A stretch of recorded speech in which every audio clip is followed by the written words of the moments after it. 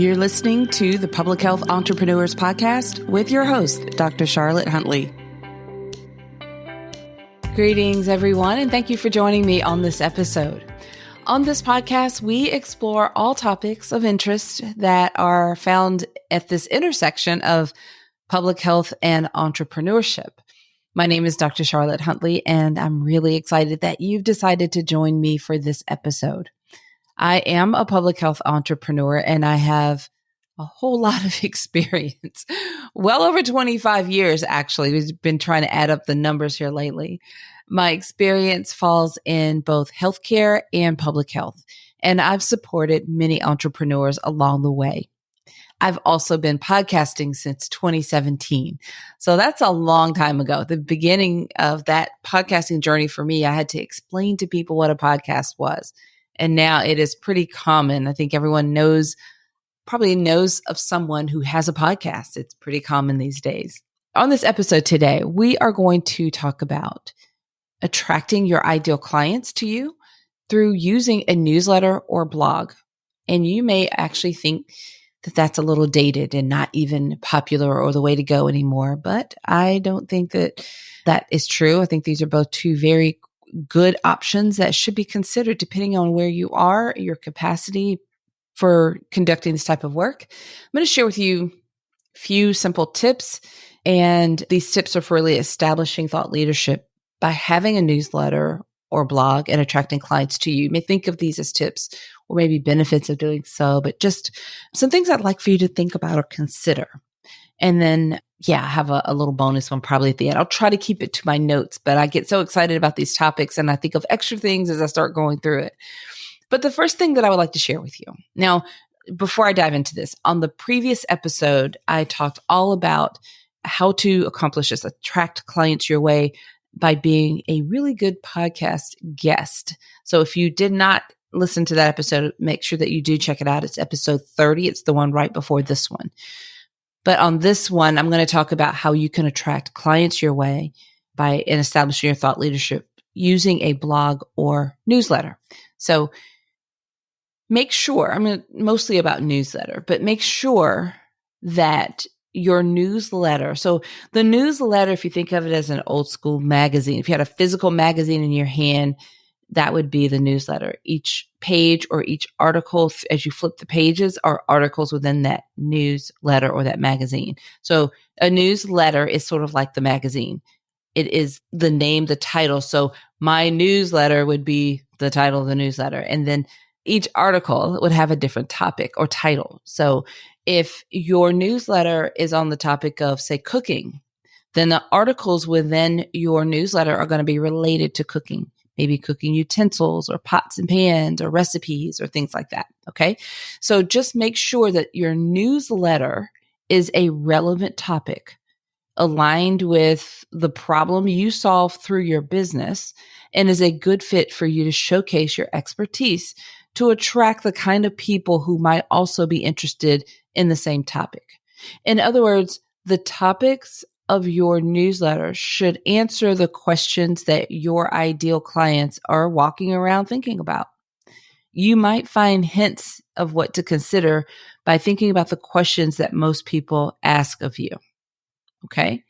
You can also go back to maybe how some of your clients, your current clients, have come to you and the questions they ask or what they ask at the very beginning. All right.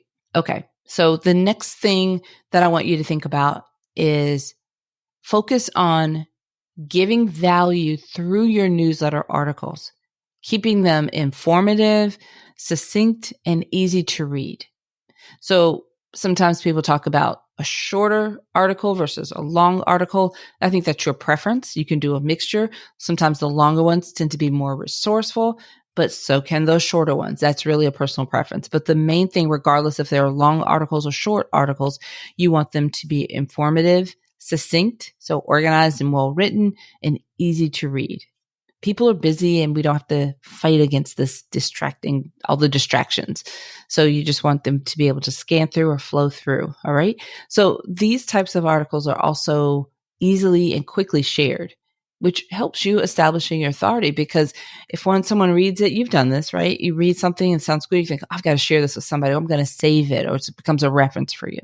That helps you to also quickly establish your authority, because if someone is sharing it, then they're not only being exposed to you, but they're going to share it to their network or someone else who would then be introduced to you, your newsletter, the topics, and learning about you and your business through those articles or through that particular article.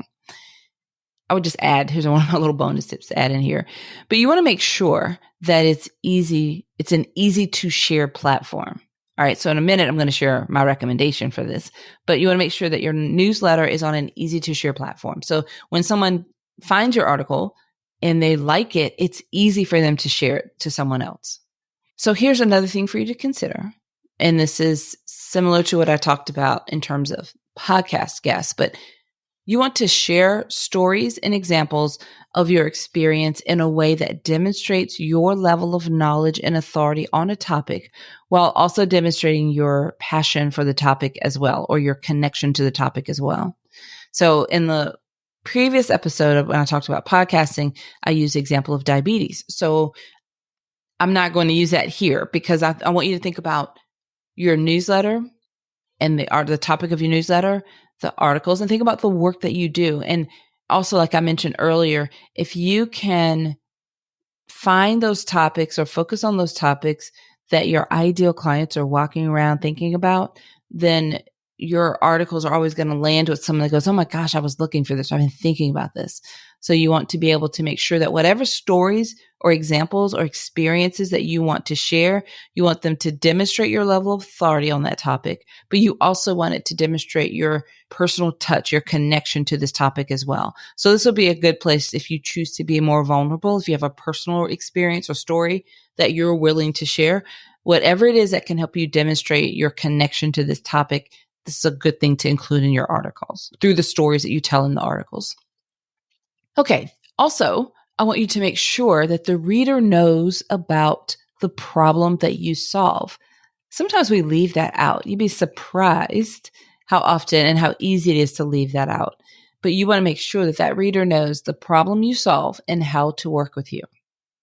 And then finally, I'll just add here that when this is done well, then you are also, through these newsletter articles, you're really helping to build that connection.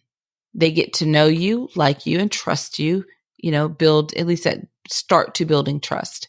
Like I mentioned previously, if you heard that episode, we buy from I'll say we also do business with people that we know, like, and trust. I can't give, that's a commonly used phrase. You've probably heard it yourself. Now, I highly recommend exploring the LinkedIn newsletter options. Now, that's no surprise to a lot of you who've been listening for a while. I really encourage you to use that platform. That's a very underutilized platform for us as public health entrepreneurs. But I highly recommend that you explore LinkedIn newsletter options. You can connect the newsletter to either your personal profile on LinkedIn or to your business profile if you have a company page on LinkedIn. The tool for newsletters there is really easy to use. And LinkedIn does all the work for you in terms of finding your subscribers. It really does a great job of constantly sharing your newsletter with people that maybe find it interesting. So you can consider adding, I love LinkedIn, just kind of to wrap that part up. But if you may be a little bit more established in business and have a website and you've been in business for a little while and maybe you've been thinking of what to add to your website, but you may want to consider adding a blog to your website, especially, like I said, if you've been an established business already. This is a way to help people who are searching for a topic and expertise find you more easily through the topics that you write about with your blog. Now, if you decide to have a blog on your website, I also recommend that you work with someone who can help optimize your SEO or search engine optimization so that your blog is speaking and connecting and working well with Google. So when people are typing in Google searches, they're likely to be served up the article that you've written on that topic.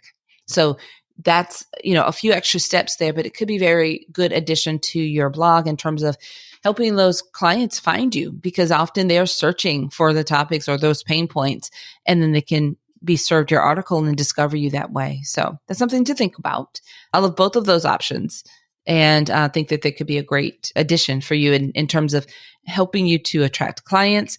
And I think that I say always, we're always attracting clients. We're always in that mode. We may be booked, like, maybe at a point where I couldn't take another client if they knocked on my door today, but we're still in business, and clients will come and go and projects will end, and you'll need to have a pipeline of clients who are ready to work with you. And not every client that comes your way or person that comes across your path or finds your website is ready to do business with you right then and there. So having that continual pipeline of prospects coming your way is really important, right? Okay. We also have a really awesome mastermind group program that you've heard me mention, or maybe not, but it is best suited for those who are established public health entrepreneurs. We work together online and also in person. We have two-day retreats. So twice a year, we come together for 2-day retreats. We've had entrepreneurs come from all over the US and the UK and as far as Guam to attend our in-person retreats. Enrollment is only open twice a year, in June and December, and only to people who have submitted an application. So if you'd like to learn more about our mastermind group program, then visit our website and submit an application. Our website is publichealthentrepreneurs.com. You can also find links in the description of this episode as well. All right, everyone. Until next time, have a fantastic rest of your day. Thank you for listening. Visit publichealthentrepreneurs.com to learn more.